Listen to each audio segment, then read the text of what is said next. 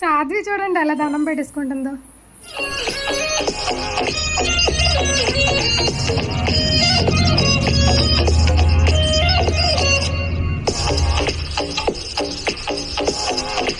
Hi అండి, ఎలా ఉన్నారు? Welcome back to my channel, it's మీ ప్రియారం. ఈ రోజు వీడియోలో ఏంటంటే మేమైతే టెంపుల్ కి వెళ్ళామన్నమాట. టెంపుల్ అమేజింగ్ అనమాట. మేమిద్దరం తమిళియన్స్ లా లేము.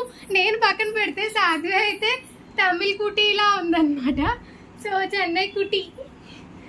సో టెంపుల్ అయితే చాలా బాగుంది, అందుకే షూట్ కూడా చేసాము అండ్ మీకు కూడా చూపిద్దాము, మీరు కూడా దర్శించుకుంటారు కదా అని చెప్పి షూట్ చేయడం జరిగింది. చాలా బాగుంది. అండ్ ఇంకొకటి ఏంటంటే షూట్ కూడా అక్కడ చేయనిచ్చారు కాబట్టి లక్కీ అన్నమాట. అండ్ ఈ వీడియో ఎవరైనా కొత్తగా చూస్తున్నట్లయితే తప్పకుండా లైక్ చేయండి, షేర్ చేయండి, కామెంట్ చేయండి అండ్ సబ్స్క్రైబ్ అయితే మస్ట్ చూడండి అనమాట. సో మురుగన్ విగ్రహం అనమాట.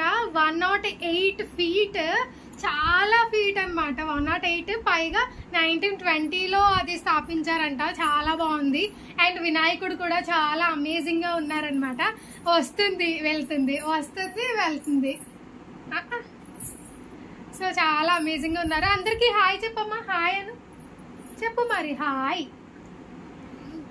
హాయ్ సాధ్వికి అందరూ హాయ్ చెప్పేయండి. సాధ్వి మరి మీకు చెప్పింది కదా హాయ్ కదమ్మా, కదా? థ్యాంక్ యూ చెప్పు. Thank you. సరే అండి, వీడియోలోకి అయితే వెళ్ళిపోయి మంచిగా దర్శించేసుకుందాం. ఇది టెంపుల్ బయట అనమాట. ఎంట్రన్స్ కూడా చాలా బాగుంది. అండ్ ఇక్కడ తమిళనాడులో గుళ్ళు ఎలా ఉన్నాయి అని అంటే వీధుల్లోనే ఉన్నాయన్నమాట. అంటే ఇల్లులు పక్కనే హౌసెస్ ఉంటాయి కదా, వాటి పక్కనే ఇలా టెంపుల్స్ ఉన్నాయన్నమాట. అసలు ఇది కనుక్కోవడం చాలా కష్టం చెప్పాలంటే. మాకు ఎలా ఐడెంటిఫై అయ్యింది అని అంటే నేను రీల్స్ స్క్రోల్ చేస్తూ ఉంటే అది కనిపించింది అనమాట. ఒక్కసారి మా హస్బెండ్కి లొకేషన్ అది చెప్పి మ్యాప్స్లో చూడమన్నాను, అసలు ఎంత టైం పడుతుంది ఏంటి మన ఇంటి నుంచి అని చెప్పి. సో ఇంటి నుంచి మాకు 10 minutes మాత్రమే చూపించింది. ఇంత పెద్ద విగ్రహం 10 minutes అంటే పక్కనే కదా, అసలు మనకెందుకు ఇవన్నీ కనిపించవు అని అంటే అసలు ఎవరికి కనిపించవండి నిజంగా.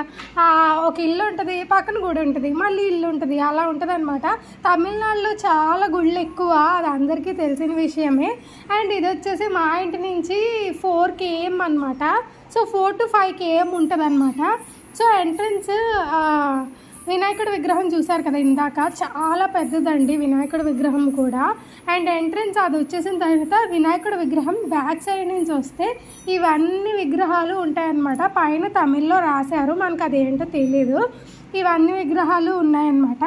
అండ్ వీటి ఆపోజిట్లోనే మనకి చెట్టుని అలాగే సుబ్రహ్మణ్య స్వామి ఉన్నారనమాట, నాగేంద్రుడు ఉన్నారనమాట. సో మొత్తం సాధ్వి కూడా మంచిగా దండం పెట్టేసుకుంటుంది. రోజు దండం పెట్టుకోవడం అలవాటు సాధ్వికి. రోజు పొద్దున్న లేచిన వెంటనే దండం పెట్టుకోవడం అలవాటు చేసామన్నమాట.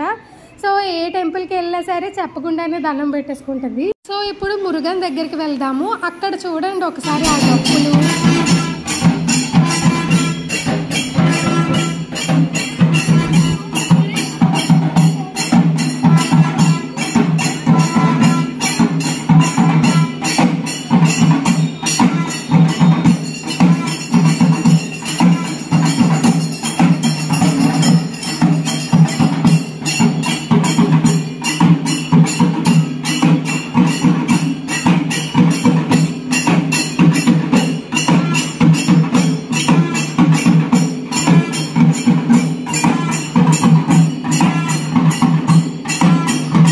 ఈ టెంపుల్ వచ్చేసి 1920లో స్థాపించారంట.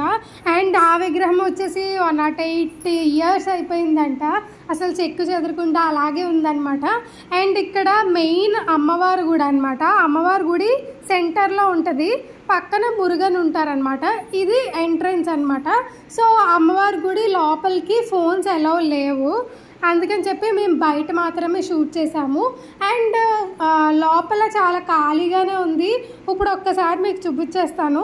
అండ్ ఇలా వినాయకుడు వచ్చేసిన తర్వాత ఇది మెయిన్ గుడి అనమాట అమ్మవారిది. అండ్ పక్కన మురుగన్ స్వామి ఉంటారనమాట. సో లోపల అమ్మవారు కనిపిస్తున్నారు కదా, సో అది అమ్మవారి టెంపుల్. లోపలికి అయితే ఎలా లేదు, మీరు చూసుకున్నట్లయితే ఆ పక్కనే బోర్డ్కి అలో లేదని చెప్పేసి రాసింది కూడా. సో అందుకే మేము లోపలికి అయితే తీసుకువెళ్ళలేదు. బయట అయితే ప్రతి ఒక్కరు తీసుకుంటున్నారు. నాకైతే చాలా బాగా నచ్చింది పర్సనల్గా. ఈ మురుగన్ స్వామి అయితే అసలు అదిరిపోయారనమాట. అంత పొడుగ్గా అంటే మీకు ఫోన్లో చూస్తున్నారు కాబట్టి ఇలా కనిపిస్తుంది, కానీ మేము రియల్గా చూసాం కదా, చాలా పొడుగు అనమాట. 108 feet. మీరే ఊహించండి ఎంత పొడుగు. వీడియో ఎలా అనిపించిందండి? నచ్చిందా? ఇంతవరకు చూసారంటే తప్పకుండా నచ్చే ఉంటుంది. అండ్ విగ్రహం ఏంటి, వినాయకుడు ఏంటి, అసలు చాలా అమేజింగ్ కదా. మీకు కూడా అనిపించిందా? అనిపిస్తే కింద కామెంట్ సెక్షన్లో తప్పకుండా కామెంట్ చేయండి. అండ్ ఇలాంటి వీడియోస్ మరెన్నో కావాలనుకుంటే మరి ఏం చేస్తారు? మన ఛానల్ని లైక్ చేయండి, షేర్ చేయండి, కామెంట్ చేయండి అండ్ సబ్స్క్రైబ్ అయితే మస్ట్ చూడనమాట.